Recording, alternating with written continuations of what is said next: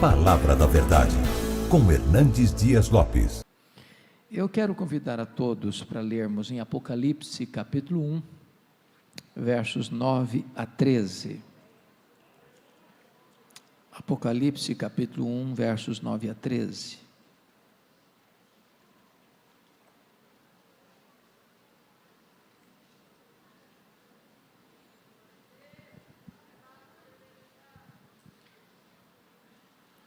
Esse texto diz o seguinte: eu, João, irmão vosso, e companheiro na tribulação, no reino e na perseverança, em Jesus achei-me na ilha chamada Patmos, por causa da palavra de Deus e do testemunho de Jesus. Achei-me em espírito no dia do Senhor, e ouvi por detrás de mim grande voz como de trombeta, dizendo: o que vês, escreve em livro e manda às 7 igrejas, Éfeso, Esmirna, Pérgamo, Tiatira, Sardes, Filadélfia e Laodiceia. Voltei-me para ver quem falava comigo, e voltado vi 7 candeeiros de ouro, e no meio dos candeeiros um semelhante a filho de homem. Agora capítulo 3, por favor, versos 14 a 22. Ao anjo da igreja em Laodiceia escreve: estas coisas diz o Amém, a testemunha fiel e verdadeira, o princípio da criação de Deus. Conheça as tuas obras, que nem és frio nem quente. Quem dera fosses frio ou quente. Assim, porque és morno, e nem és quente nem frio, estou a ponto de vomitar-te da minha boca. Pois dizes: estou rico e abastado, e não preciso de coisa alguma, e nem sabes que tu és infeliz, sim, miserável, pobre, cego e nu. Aconselho-te que de mim compres ouro refinado pelo fogo, a fim de te enriqueceres, vestiduras brancas para te vestires, a fim de que não seja manifesta a vergonha da tua nudez, e colírio para ungir os teus olhos, a fim de que vejas. Eu repreendo e disciplino a quantos amo. Sê, pois, zeloso e arrepende-te. Eis que estou à porta e bato. Se alguém ouvir a minha voz e abrir a porta, eu entrarei e cearei com ele e ele comigo. Ao vencedor dar-lhe-ei sentar-se comigo no meu trono, como eu venci e sentei com meu Pai no seu trono. Quem tem ouvidos, ouça o que o Espírito diz às igrejas. Amém. Eu gostaria de pensar um pouco com vocês nesta manhã sobre restaurando o fervor espiritual.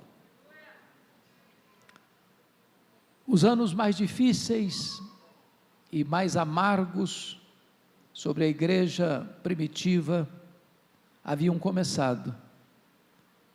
Desde que Nero, aos 17 anos, no ano 54, assume o governo de Roma. Já estavam longe os anos de Júlio César, César Augusto, Tibério César, Calígula, Cláudio. Agora assume o governo um homem mau, perverso, sanguinário, depravado. Mandou matar sua própria mãe. Desde que Nero assumiu o governo, é que as nuvens escuras se formaram no horizonte, anunciando a chegada de uma grande tempestade sobre a igreja. 10 anos depois que ele assumiu o governo, precisamente no dia 17 de julho do ano 64, uma grande tragédia aconteceu no Império Romano. A mais populosa, a mais rica, a mais poderosa cidade do mundo, conhecida como a cidade eterna, a capital do Império, a cidade de Roma, com mais de 1 milhão de habitantes, foi incendiada. Não um incêndio casual, um incêndio que durou 7 noites e 6 dias, de 17 de julho a 24 de julho. A cidade foi devastada, 70% da cidade praticamente destruída. Curiosamente, os 4 bairros não atingidos dos 14, densamente povoados por judeus e cristãos, dão a Nero um álibi para botar a culpa do incêndio de Roma nos crentes. Começa um verdadeiro massacre sobre a igreja. Faltou madeira para fazer cruz, tamanha quantidade de crentes crucificados em Roma.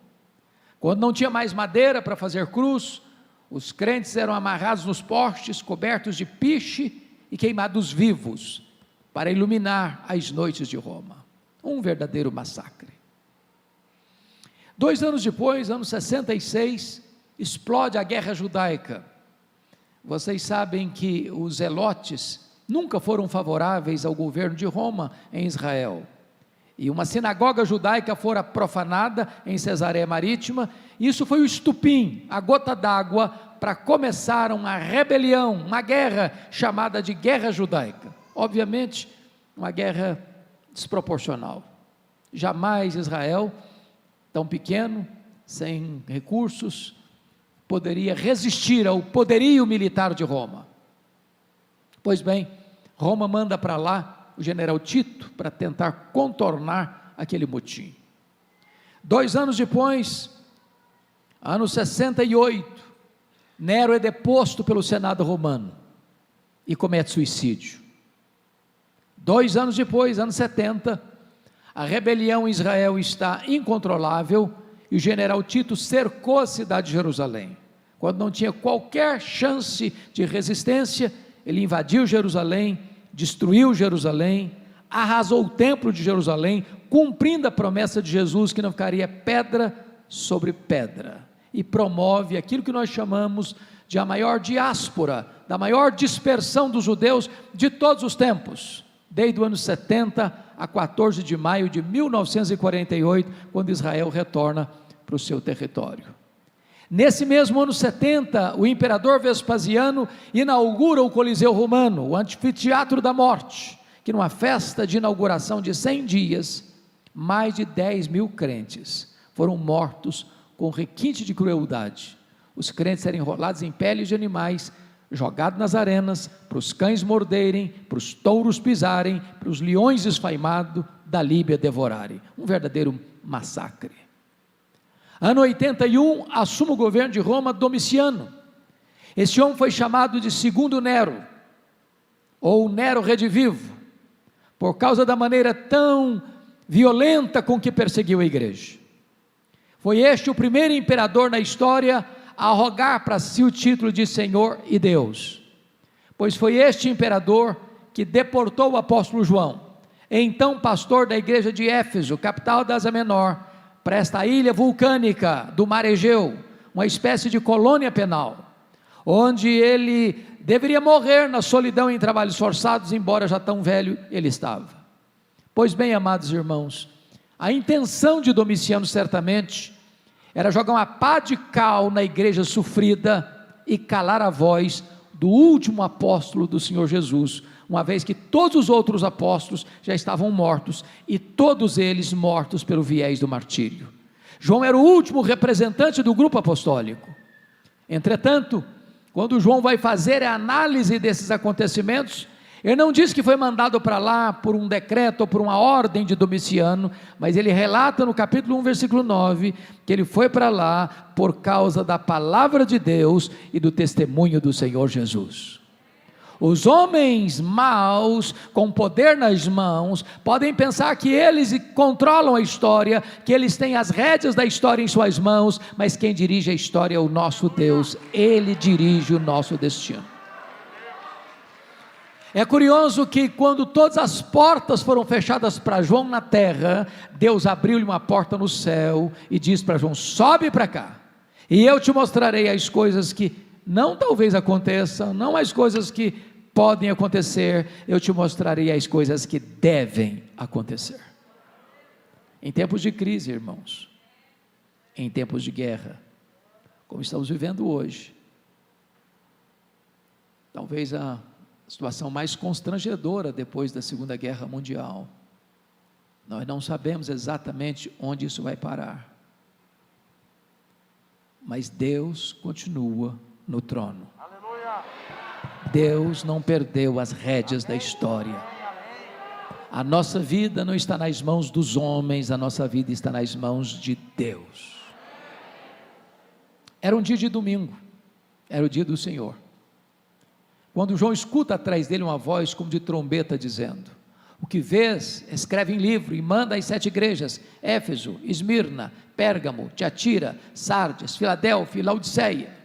Quando ele se volta para ver quem falava com ele, ele não vê quem falava com ele, ele vê 7 candeeiros de ouro, ele vê as 7 igrejas, e no meio das igrejas um semelhante a filho de homem. O mundo só pode ver Jesus na igreja e através da igreja, mas o Cristo que João vê não é mais aquele Cristo suando, chorando, sangrando do Getsemane. O Cristo que João vê não é mais o Cristo cuspido e esbordoado do sinédrio judaico. O Cristo que João vê não é mais o Cristo vilipendiado e surrado do pretório romano. O Cristo que João vê não é aquele que caminha exangue pelas ruas apinhadas de Jerusalém, sob os apupos e vaias de uma multidão ensandecida. O Cristo que João vê não é mais aquele Cristo pregado no leio maldito, suspenso da terra e rejeitado pelo céu. O Cristo que João vê é o Cristo da glória, é o Cristo vencedor. Seus cabelos são brancos como a neve, seus olhos são como chamas de fogo, suas mãos sustentam a igreja, seus pés são como bronze polido, a sua voz não está embargada pela sede, mas é como voz de muitas águas, o seu rosto não está mais desfigurado pela dor, mas brilha como o sol no seu fulgor.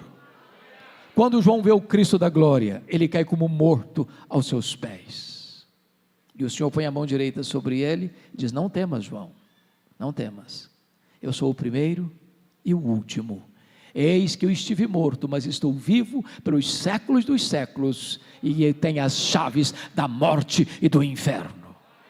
Nós não viemos aqui nesta manhã para adorar o Cristo que esteve vivo e está morto. Nós viemos aqui para adorar o Cristo que esteve morto e está vivo pelos séculos dos séculos, e Ele tem as chaves da morte e do inferno. Chama a sua atenção para o capítulo 1, versículo 13, porque João vê Jesus no meio das igrejas. Eu quero dizer para você que Jesus está aqui nesta manhã, e é porque Ele está aqui nesta manhã que você e eu viemos aqui nesta manhã. É porque Ele está aqui nesta manhã é que esta reunião se transforma num ambiente tão sagrado e tão sublime. Mas veja comigo o capítulo 2, versículo 1, porque João diz que ele não está apenas no meio das igrejas, ele está andando no meio das igrejas, e ele está andando no meio das igrejas, para sondar as igrejas, para exortar as igrejas, para corrigir as igrejas, para disciplinar as igrejas, para consolar as igrejas, para fazer promessas às igrejas. E eu quero dizer para você nesta manhã que Jesus está andando entre nós aqui, andando entre nós. Ele nos conhece, Ele nos sonda, e Ele está aqui hoje para nos corrigir, para nos exortar, para nos ensinar, para nos consolar, para nos fazer promessas. E é curioso que na medida que Jesus vai andando no meio das igrejas, há um estribilho que se repete em todas as cartas. E o estribilho é este: eu conheço, eu conheço, eu conheço, eu conheço, eu conheço, eu conheço, eu conheço. Para 5 dessas igrejas, Jesus vai usar a mesma expressão. Para a igreja de Éfeso, de Tiatira, de Sardes, de Filadélfia, de Laodiceia, ele vai usar a seguinte expressão: eu conheço as tuas obras. Aquilo que você fez, seu pai não viu, sua mãe não viu, sua mulher não viu, seu marido não viu, seus filhos não viram, seu pastor não viu, ele viu. Aquilo que você fechou a porta e apagou a luz para que ninguém veja ou para que ninguém visse, ele estava lá. Aquilo que você fez e escapou, achando que ninguém vai perceber, ele estava presente.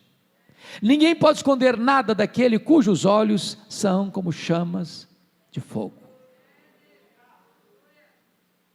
Mas para a igreja de Esmirna, a mais pobre igreja da Ásia, ele fez uma outra declaração. Ele diz assim: eu conheço a tua tribulação e a tua pobreza, mas tu és rico.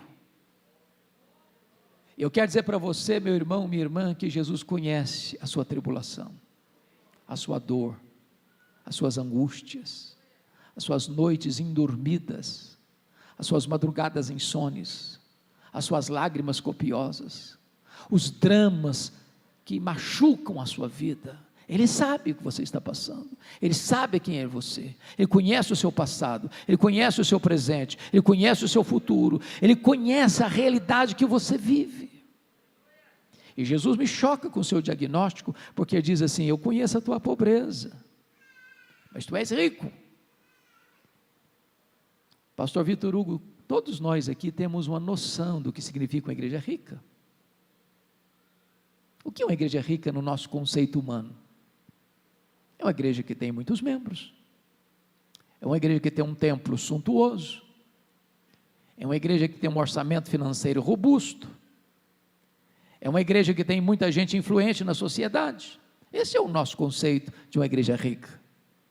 Mas Jesus nos choca, porque se dirige à igreja de Esmirna, que era pobre, e diz: eu conheço a tua pobreza, mas tu és rico, pobre na terra, rica no céu, pobre de coisas financeiras, recursos financeiros, mas rica dos valores espirituais, pobre aos olhos dos homens, rica aos olhos de Deus. Curiosamente, para a igreja mais rica da Ásia, a igreja de Laodiceia, que dizia para si mesmo: estou rica, sou abastada, eu não preciso de nada. Jesus olha para essa mesma igreja e faz um outro diagnóstico, diz: não, tu és pobre, miserável, cega, nua.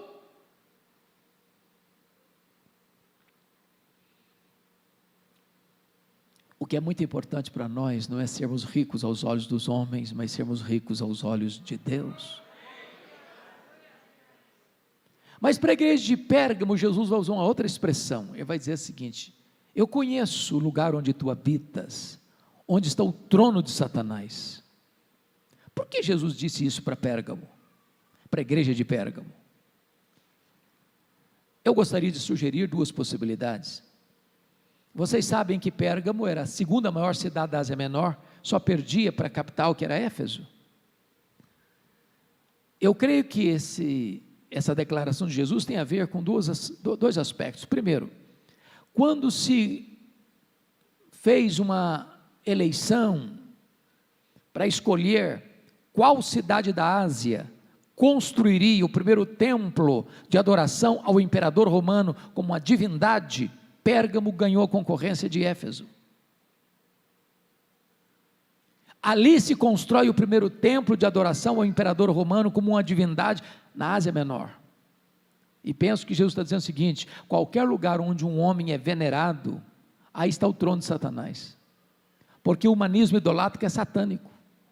Deus não divide a sua glória com ninguém.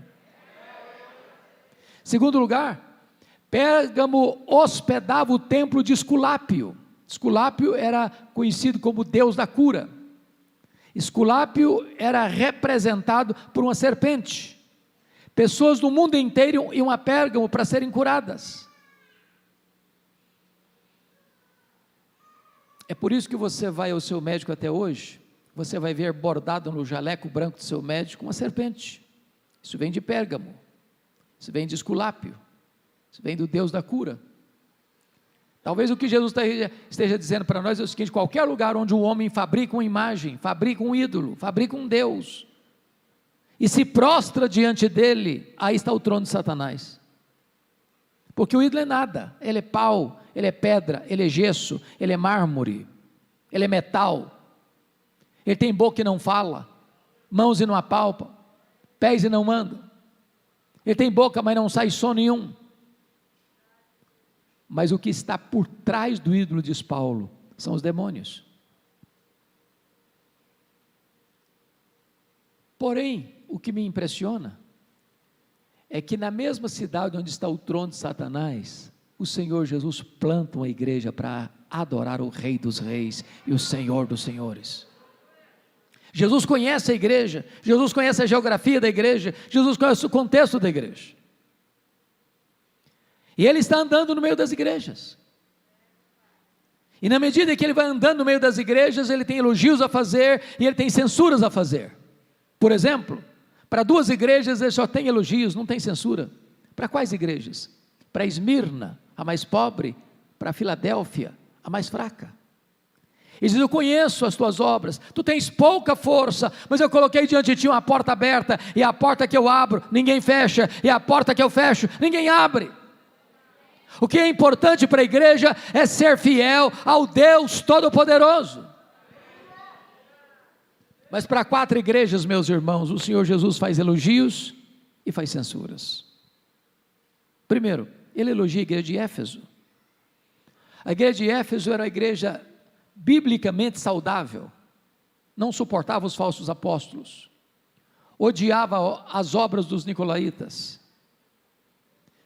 Teologicamente era uma igreja que diríamos nós hoje, ortodoxa, não suportava as falsas doutrinas, não embarcava nas novidades do mercado da fé. Com isso, Jesus está dizendo para nós que uma igreja, para agradá-lo, não pode negociar a verdade, não pode transigir com a verdade, não pode pregar uma mensagem palatável para agradar as pessoas. Mas Jesus diz para essa igreja assim: eu tenho uma coisa contra ti, é que tu abandonaste o teu primeiro amor. Em outras palavras, às vezes na própria defesa da verdade, a igreja pode transigir com a piedade, mantém a ortodoxia e perde o fervor, bota a vida cristã no piloto automático. Se for fazer um exame rigoroso, meticuloso da sua fé, das suas convicções, é uma igreja rigorosamente ortodoxa, mas está árida, mas está seca, já perdeu o fervor, já perdeu o entusiasmo, já não tem mais brilho nos olhos, o coração já não empolga mais com as coisas de Deus. Como um pastor me ligou há poucos dias e me disse assim: pastor Hernandes, eu me tornei apenas um fabricante de sermão e nada mais, isso não mexe mais comigo, isso não arde mais no meu coração. Há um grande risco, irmãos, de termos apenas luz na cabeça e não termos fogo no coração. Mas Jesus agora elogia a igreja de Tiatira, porque agora esta igreja tem mais fé, mais obras e mais amor do que tinha lá no começo. Mas Jesus diz: eu tenho uma coisa contra ti, é que tu toleras essa falsa profetisa Jezabel. Então vamos entender uma coisa: Tiatira era o oposto de Éfeso.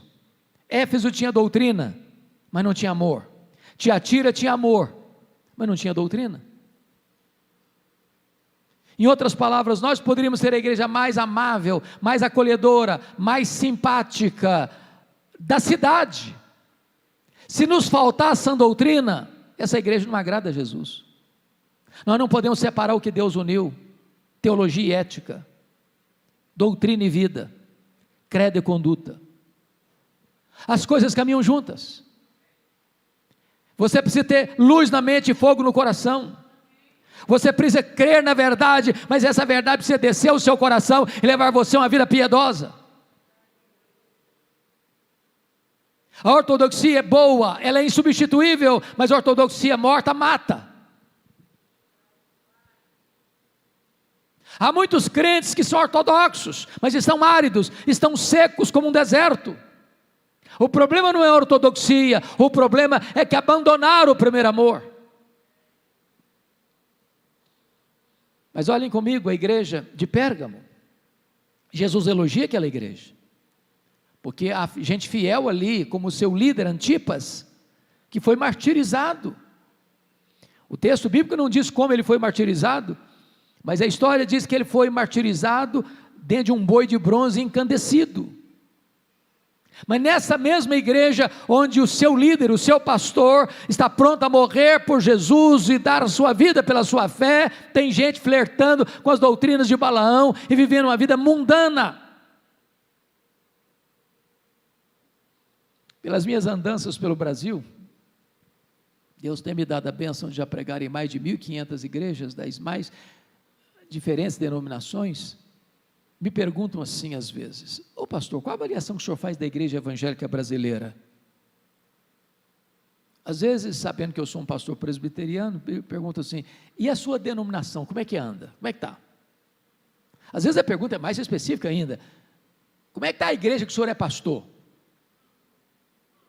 E a minha resposta é sempre a mesma, viu? Eu respondo assim: gente, vai muito bem. Eu respondo assim: gente, vai mais ou menos. Eu respondo assim: gente, ó, vai muito mal. Sabe por que eu respondo assim? Porque numa mesma igreja, que escuta o mesmo pastor, que se assenta ao redor da mesma mesa do Senhor, que às vezes canta no mesmo conjunto, que frequenta a mesma sala de escola bíblica dominical, tem gente cheia do Espírito Santo, tem gente capengando na fé, e tem gente vivendo em pecado, numa mesma igreja. E Jesus diz: eu conheço, eu conheço, eu conheço. Jesus se dirige à igreja de Sardes. Aquela igreja tinha um nome na cidade: tu tens nome de que vives, mas estás morta. Eu acho que se fosse hoje, nós íamos mudar o título de nome que vive para uma igreja avivada, né?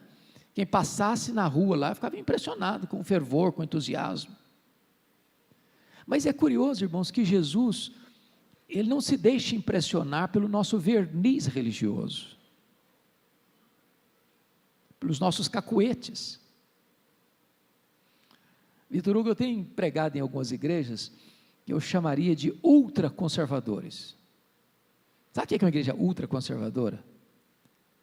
Se uma mosca voar na hora do culto, você consegue escutar. É um silêncio sepulcral. Você olha, você não sabe se a pessoa está gostando ou não está gostando, ela não tem reação nenhuma, dá quase um desespero. Mas eu tenho pregado também igrejas chamadas ultrapentecostais, onde o barulho é tão grande, você diz: calma, gente, calma, menos, vocês não estão me ouvindo. Você fala assim: o pecador tem para o inferno, aleluia. Não, não é aleluia, não cabe aleluia aqui, não cabe. Às vezes nós aprendemos clichês e os repetimos mecanicamente. Temos cacuetes, que aos olhos do espectador dizem: como espiritual essa pessoa? Não. E Jesus olha e fala: só tem rótulo, só propaganda, só verniz. Irmãos amados, Jesus conhece. E aí eu me impressiono com o diagnóstico de Jesus, porque a igreja que diz que é pobre, ele diz: não, você é rica. A igreja que diz que é rica, Jesus olha: não, você é pobre. A igreja que diz que é viva, Jesus olha: não, você está morta. A igreja que diz que é fraca, Jesus: não, mas eu coloquei diante de você uma porta aberta. Aí eu aprendo duas coisas: o que é importante não é o que eu penso a meu respeito, o que é importante não é o que as pessoas dizem a meu respeito, o que é importante é o que Jesus diz a meu respeito. Só Ele conhece os que lhe pertencem.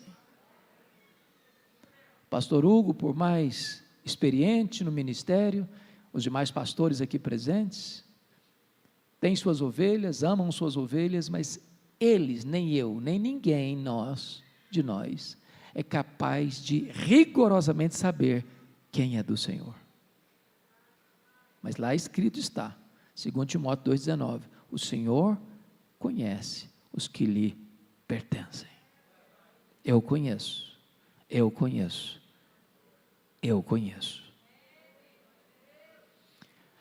Mas é curioso, irmãos, que para uma igreja não tem nenhum elogio. E o que é mais curioso é que a única igreja que não recebeu nenhum elogio era a igreja que tinha a melhor autoavaliação. Eu acho que se fôssemos pegar, Renan, todos os quesitos de avaliação, ela ticava todos eles com nota máxima, 10, 10, 10, 10, 10, 10, 10. A igreja de Laodiceia se olhava no espelho, gostava do que via, estava bem na fita.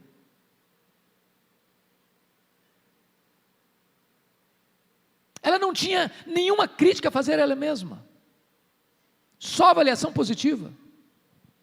Estou rica, estou abastada, não preciso de nada. De fato era a igreja mais rica da Ásia. E aqui, queridos, eu gostaria então de parar um pouquinho para a gente examinar, não a igreja de Laodiceia, não, estou pedindo para examinar meu coração. Estou pregando para vocês só não, estou pregando principalmente para mim. Para mim. Esse texto pode ser examinado em 3 perspectivas. Primeiro, versos 15 a 17, é um diagnóstico de Jesus. Versos 18 a 20, é um apelo de Jesus. Versos 21 e 22, com base no verso 14, é uma promessa de Jesus. Eu não sei se você já parou para perguntar por que Jesus usou as figuras que usou para a igreja de Laodiceia. Por exemplo, quente, morno, frio, vestes brancas, ouro puro, colírio. Foi por acaso? E a resposta é claro que não. É que Jesus conhece o texto e o contexto. Ele conhece a igreja e a cidade. Ele conhece a geografia e a história. Ele conhece o comércio e a indústria. E ele usa todos esses elementos para aplicar verdades espirituais à igreja. Quando Jesus usa a figura, por exemplo, eu conheço as tuas obras, que nem és frio nem quente. Quem dera fosse frio ou quente, mas porque és morno, nem és quente nem frio, estou a ponto de vomitar da minha boca. Por que ele está usando essa expressão, frio, quente, morno? Todos vocês sabem que Laodiceia ficava no vale do rio Lico, era a região mais fértil da Ásia Menor. Havia ali uma região, pegando carona no Vitor Hugo, a região metropolitana, onde Anápolis é o centro do universo, aliás, eu concordo, viu? Isso aqui é a terra que tem a melhor pamonha do universo, pode ter certeza disso, e eu preciso comer uma pamonha hoje, tá bom, queridão? Então o que acontece? Ali ficavam 3 cidades, 9 quilômetros uma da outra, a cidade de Laodiceia, a cidade de Hierápolis e a cidade de Colossos. Era tão perto que quando ele manda a carta aos Colossenses, ele manda que ela fosse lida também na outra cidade. Era uma região metropolitana. Hierápolis era mundialmente conhecida pelas suas fontes de águas quentes. Lá tem uma montanha chamada Castelo de Algodão, uma rocha de montanhas calcária branca, de onde brota águas quentes, descendo em cascatas, formando piscinas naturais. Pessoas iam e ainda vão até hoje tomar banhos nas águas quentes terapêuticas de Hierápolis. Era a nossa Caldas Novas brasileira. Do outro lado do rio Lico ficava Colossos. Curiosamente, tinha fontes de águas geladas, frias, também terapêuticas. Mas Laodiceia não tinha fontes nem de águas quentes, nem de águas frias. As águas que chegavam na cidade vinham das montanhas por meio de aquedutos e chegavam mornas, tépidas, impróprias para uso terapêutico, ou até mesmo para beber. E Jesus pega esse gancho e diz o seguinte: quem dera tu fosses quente como as águas de Hierápolis, quem dera tu fosses fria como as águas de Colossos, mas porque tu és morna com as águas que chegam na cidade, eu estou a ponto de vomitar-te da minha boca. Por que ele usa a figura, por exemplo, do ouro puro? Porque Laodiceia era a cidade dos banqueiros, dos endinheirados, dos ricaços da época. Para vocês terem uma ideia, no ano 46 depois de Cristo, aconteceu um terremoto nessa região e devastou as 3 cidades. Colossos e Hierápolis nunca se reconstruíram, ou nunca foram reconstruídas, mas Laodiceia não precisou de dinheiro do Estado para se reconstruir. A cidade reconstruiu a si mesma, seus homens ricos reconstruíram a cidade. E Jesus está dizendo o seguinte: vocês se orgulham tanto do ouro que vocês têm, mas espiritualmente vocês estão pobres. Por que Jesus usou a figura das vestes brancas? Porque Laodiceia era o maior centro têxtil da Ásia Menor. Eram comuns as fábricas de roupas, a lã negra produzida lá era mundialmente famosa. Jesus está dizendo o seguinte: vocês se orgulham das suas fábricas de roupas, mas espiritualmente vocês estão nus. Por que que ele usa a figura do colírio para ungir os olhos? Porque Laodiceia era o maior centro oftalmológico da Ásia Menor. Havia um remédio quase milagroso na época lá, o pó frígio. Jesus está dizendo o seguinte: vocês se orgulham das suas clínicas de tratamento de olhos, mas espiritualmente vocês estão cegos. O que Jesus está fazendo? Um diagnóstico. Mas pastor Vitor Hugo, o que mais me impressiona nesta carta não é o que Jesus vê, é o que Jesus não vê. Porque um bom exercício para você é pegar e dar uma lida nas 7 cartas numa sentada só. Você vai gastar nem meia hora. O que você vai descobrir? A igreja que só recebeu censura de Jesus não recebeu nenhuma censura de problemas doutrinários.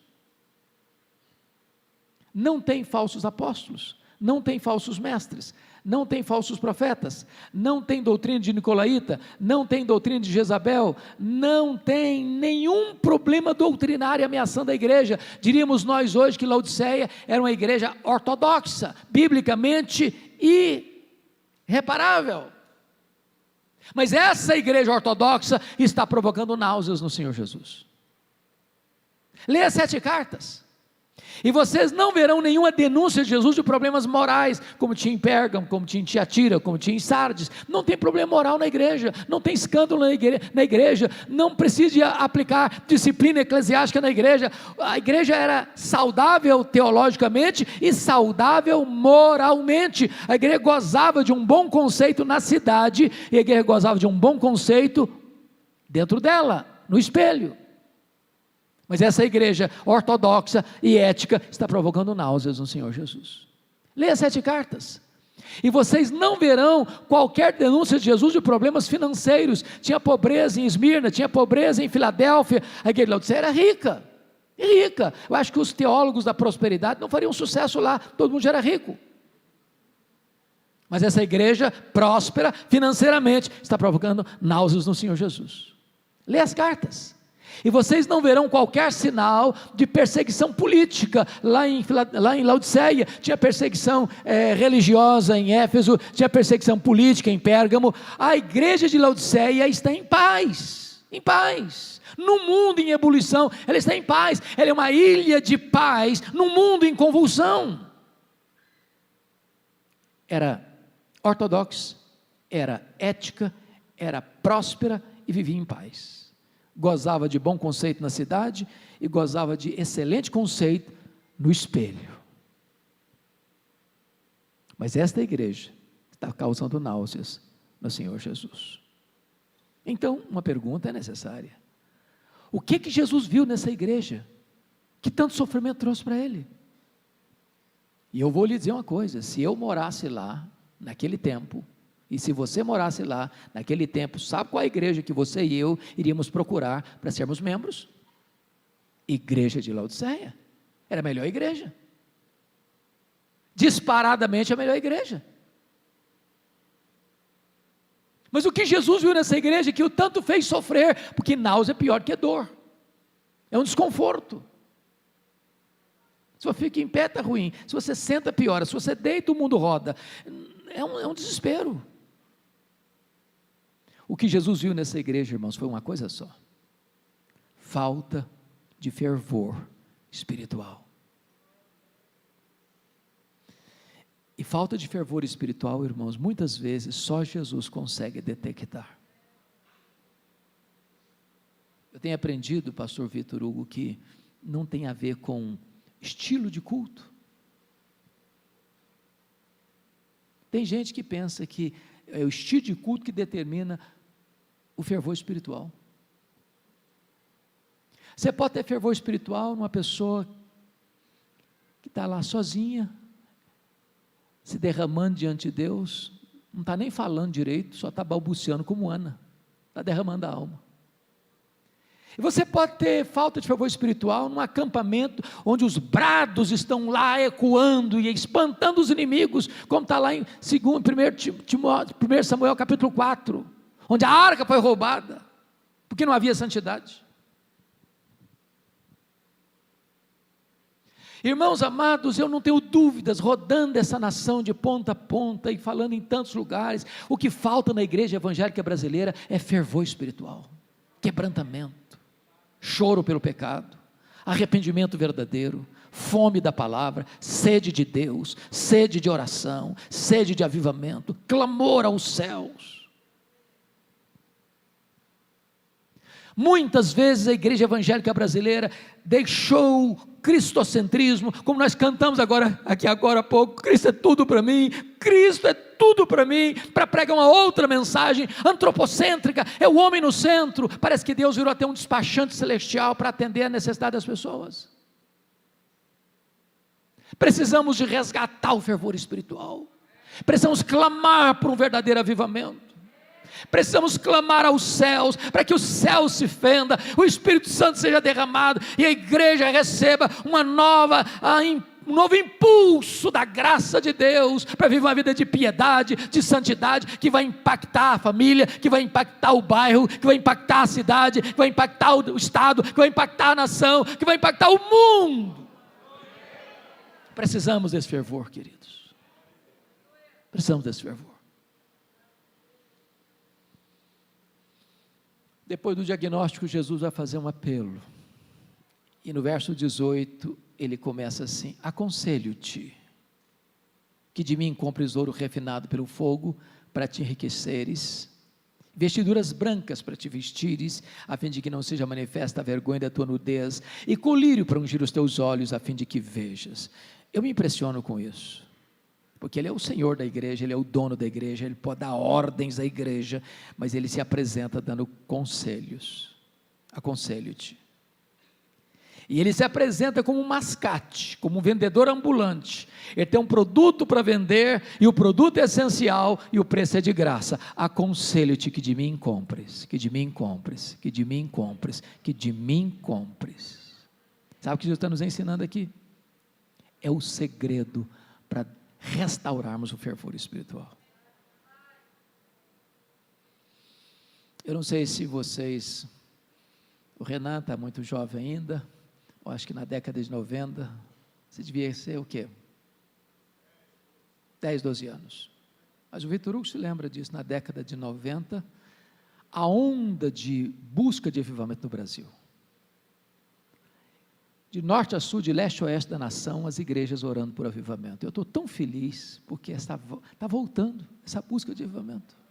Tão feliz, tão feliz.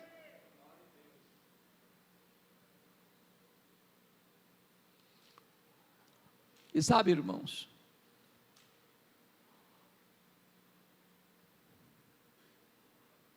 muitas igrejas, na busca do avivamento, acabaram se perdendo, que foram buscar fervor noutras fontes. Algumas caíram no sincretismo, outras caíram no misticismo, outras se perderam. E Jesus está dando o segredo para nós aqui. Você quer buscar fervor? Aconselho-te que tu compres de mim, que tu compres de mim, que tu compres de mim.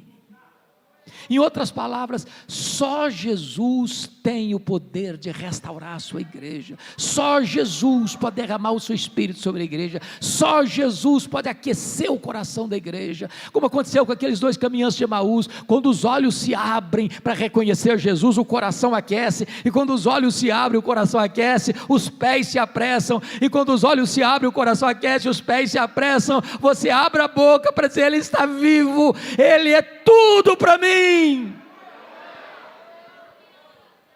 Oh, amados irmãos, nós precisamos voltar para Jesus. É Jesus, é Jesus, é Jesus. Ele é que tem o remédio, Ele é o remédio, Ele é a solução, Ele é o caminho, Ele é a verdade, Ele é a vida, Ele é o pão, Ele é a luz, Ele é a porta, Ele é o pastor, Ele é a ressurreição e a vida, Ele é a videira verdadeira, é dele que nós precisamos, se queremos ter fervor no nosso coração. Quando chega no verso 19, ele tem uma afirmação a fazer e uma promessa a dar. E a declaração é esta: eu repreendo e disciplino A quantos amo? Eu confesso a vocês que toda vez, pastor Vitor Hugo, que eu leio esse texto, ou quando prego nesse texto, eu me sinto constrangido. Não é palatável, não é gostoso de ouvir. Jesus usa uma linguagem até repulsiva. Falar em vômito é uma linguagem que deveria ser talvez riscada do nosso vocabulário, não? E está pegando pesado. Mas sabe por que Jesus está pegando pesado comigo e com você nesta manhã? Ele está dizendo, eu repreendo e disciplino a quantos amo. Ele está dizendo, não desisto de você. Eu não abro mão de você. Eu não fui à cruz, morri, verti meu sangue, ressuscitei para produzir um crente apático, um crente morno, sem vigor, sem entusiasmo. Eu não abro mão de você ser cheio do Espírito Santo.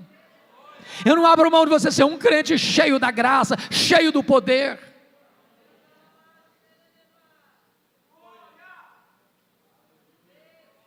E agora tem uma ordem a dar para você e para mim. Sê, pois, zeloso e arrepende-te. Muda a tua vida, muda a tua conduta. Não se conforme com o verniz, não se conforme com a aparência, não se conforme apenas com a casca. Quando chega no verso 20, de modo tão doce ele se apresenta e diz, eis que eu estou à porta e bato. Se alguém ouvir a minha voz e abrir a porta, eu entrarei, cearei com ele, e ele comigo. Sabe o que me deixa impressionado na igreja de Laodiceia? Ela fazia tudo por meio dela e para ela. Ela era um fim em si mesma. E esse risco pode acontecer comigo, com você. Da gente cantar porque gosta de cantar. Da gente pregar porque gosta de pregar. Da gente ofertar porque gosta de ofertar. Da gente celebrar porque gosta de celebrar. E de repente a igreja se basta. Tudo acontece por ela, para ela, por meio dela.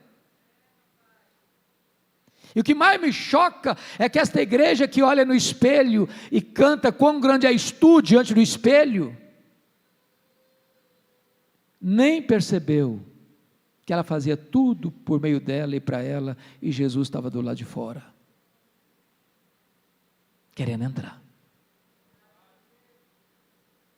E Jesus disse, eu estou à porta, insistentemente, estou à porta e bato. Se você abrir, eu vou entrar. A porta só tem maçaneta do lado de dentro.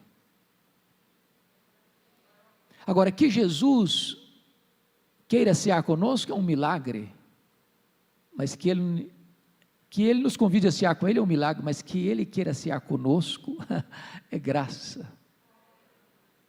E a única maneira do meu e do seu coração se aquecer é nos assentarmos intimamente à mesa com Jesus. É conhecê-lo, é desfrutar da intimidade dEle. Não é apenas religiosismo, não é apenas uma bandeira denominacional, não é apenas um zelo por esta ou por aquela corrente teológica, é o amor por Jesus, é o coração aquecido pela beleza de Jesus, pela glória de Jesus, o coração se derreter na presença de Jesus. E quando isso acontece, irmãos, Ele está à mesa conosco, e nós estamos à mesa com Ele, o deleite, o prazer. Nós estamos vivendo uma sociedade que corre atrás do prazer, da felicidade, e não está errado não, a busca da felicidade é legítima, Dr. John Piper diz, é legítima. O problema da nossa sociedade é que ela está se contentando com um prazer pequeno demais, com a felicidade terrena demais, quando Deus nos criou e nos salvou para a maior de todas as felicidades, a felicidade de amá-lo, de conhecê-lo, de fruí-lo, de glorificá-lo, de estar na presença dEle, de desfrutar da glória dEle, de nos assentarmos à mesa com Ele.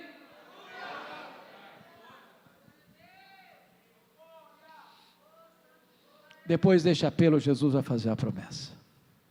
E no verso 14 ele diz por que ele tem competência para fazer a promessa. Estas coisas diz o amém. Em outras palavras, ele é a última palavra de Deus para nós. Está escrito em Hebreus.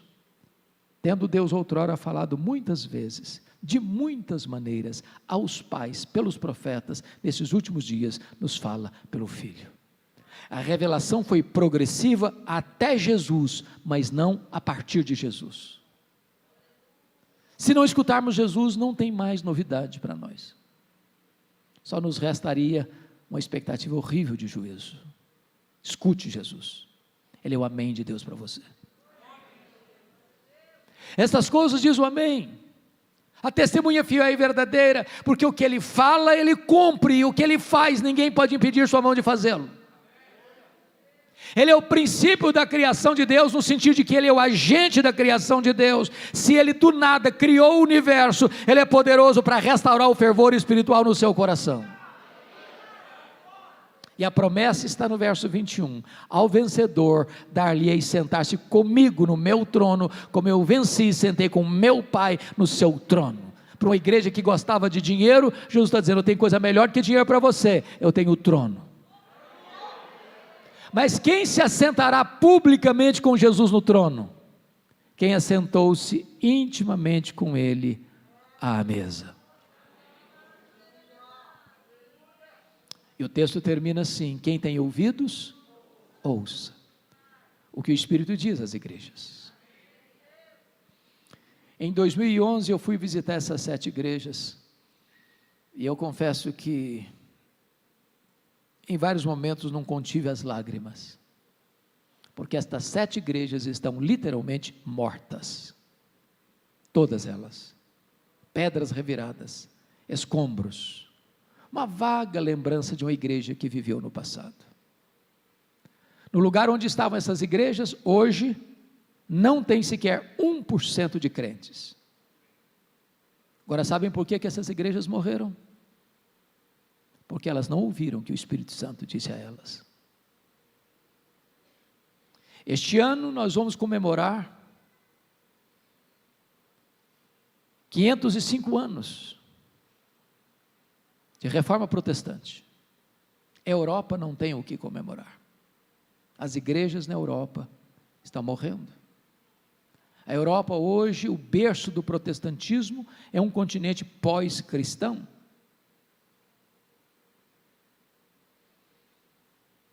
Na Holanda, de 1960 para cá, os templos estão lá, mas vazios. Até 1960 as pessoas frequentavam a igreja. De lá para cá, de vez em quando uma palestra social, de vez em quando uma apresentação musical, os templos estão vazios. Fui à Escócia, berço do protestantismo presbiteriano, terra de John Knox, o homem que chorava e dizia, dá-me a Escócia para Jesus, senão eu morro. Quando nós entramos em Edimburgo, nos mais belos templos, perto do castelo, torre empinada aos céus, eu entrei, não tinha púlpito, não tinha bancos, o templo era um bar. Você vai para a Inglaterra, dos grandes avivamentos, John Wesley, George Whitefield, John Charles Ryle, Charles Haddon Spurgeon, William Carey, William Wilberforce, Mark Lloyd Jones, John Stott. Hoje a Inglaterra é o país de Richard Dawkins, o patrono dos ateus. Menos de 4% dos ingleses frequentam a igreja hoje. Por que as igrejas estão morrendo na Europa, irmãos? Templos sendo vendidos para museus, para boates, para bares, para mesquitas muçulmanas. Porque elas não ouviram o que o Espírito Santo disse a elas. Você vai para a América do Norte, Estados Unidos, Canadá, e você vai ver as chamadas dead churches, igrejas mortas. Todas as denominações históricas, todas, estão perdendo milhares e milhares de membros todos os anos.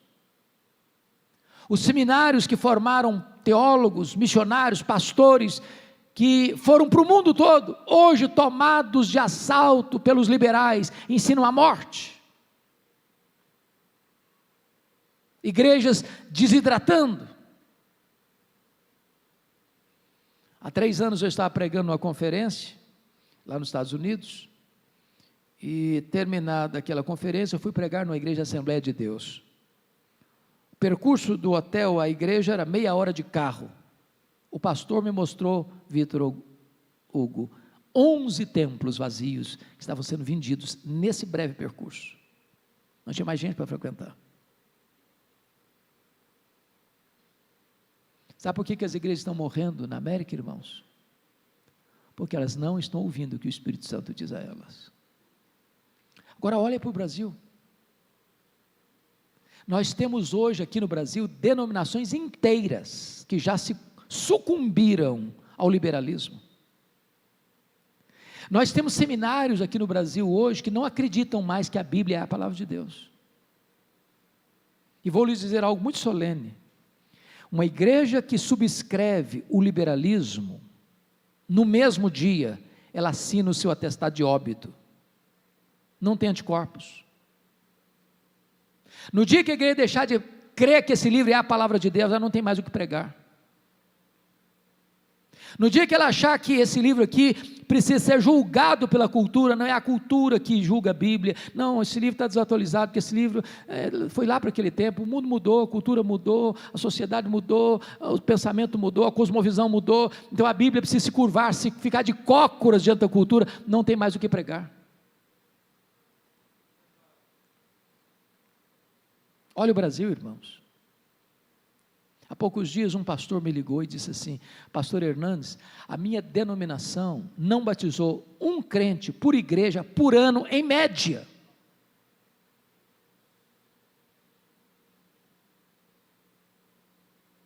Eu nunca vi uma igreja liberal se arrependendo do liberalismo e voltando para a Bíblia, eu nunca vi.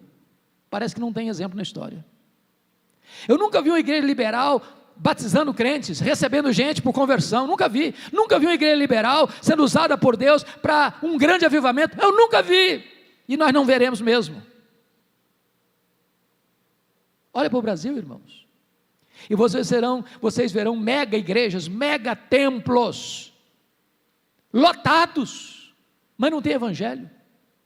Mas não se prega sobre Cristo, não se prega sobre a cruz, não se prega sobre a justificação pela fé, não se prega sobre arrependimento, não se prega sobre santificação, não se prega sobre vida eterna, não se prega sobre o céu, não se alerta as pessoas sobre a ira vindoura, e onde não tem palavra de Deus, não tem o Deus da palavra. Olha para o Brasil, irmãos, e vocês verão denominações que mantêm a ortodoxia, igrejas que mantêm a sã doutrina, mas perderam o fervor, perderam o entusiasmo, não tem mais brilho nos olhos, não tem mais fogo no coração. E eu quero concluir dizendo uma coisa muito solene aqui para nós. Aquela geração que saiu do Egito, 600 mil homens, mais mulheres e crianças, estimadamente 2 milhões de pessoas, ou mais. Toda aquela geração, exceto 2 pessoas, morreram no deserto. E Hebreus diz que por incredulidade, o deserto se transformou no maior cemitério da história. Todos os que entraram, exceto Josué e Caleb, tinham menos de 40 anos. E aí diz a Bíblia que a geração que nasceu na terra prometida, a terceira geração, não conhecia Deus mais. Ô irmãos, eu não sei se isso mexe com vocês, mas nós precisamos clamar em nome de Jesus, numa cultura que tenta impor a ditadura do relativismo, numa cultura onde os valores cristãos estão sendo minados de todas as formas, numa cultura onde a religião cristã está sendo perseguida mundo afora. Nós precisamos clamar aos céus, para que a gente passe o bastão para os nossos filhos, para os nossos netos, para que as futuras gerações sejam mais crentes do que a nossa geração. Que bênção é esse encontro aqui, pastor? Que bênção é nesse tempo as igrejas se reunirem para buscar o Senhor. De você ver jovem, de você ver adolescente, de você ver criança, de você ver pai, de você ver avô, você ver mãe, você ver avó, todos reunidos buscando a Deus. Que nunca falte o óleo sobre a nossa cabeça. Que nunca falte as vestes alvas. Que nós busquemos esse fervor. Que a igreja seja viva, vigorosa, santa, cheia do Espírito Santo. Que os nossos filhos recebam uma igreja mais viva, mais forte, mais cheia do Espírito Santo. Eu quero orar com você.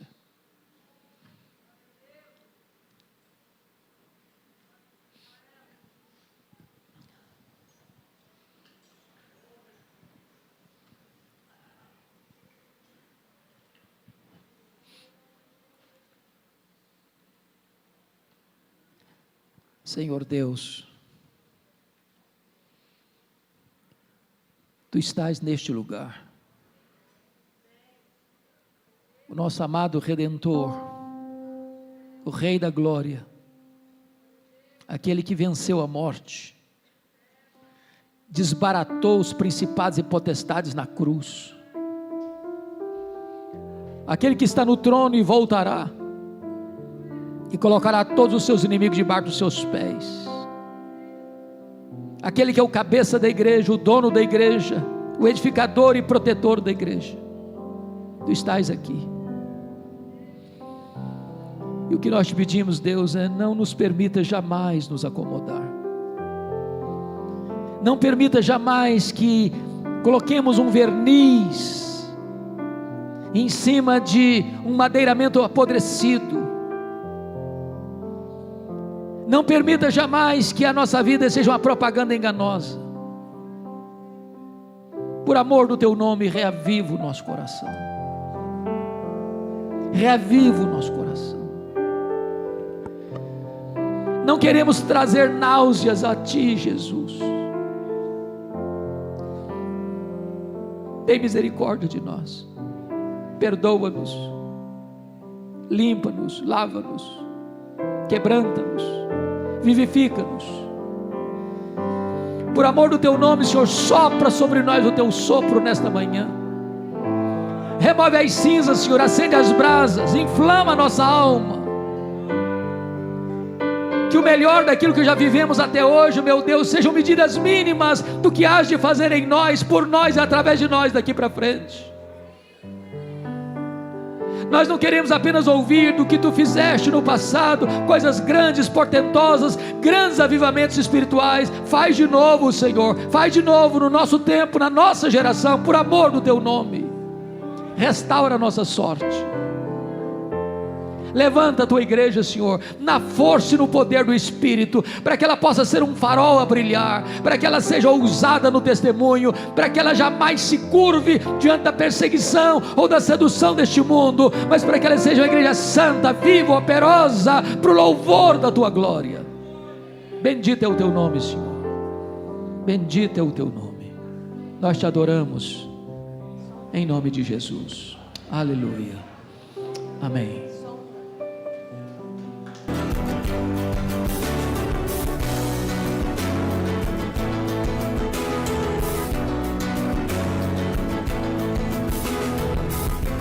Palavra da Verdade, com Hernandes Dias Lopes.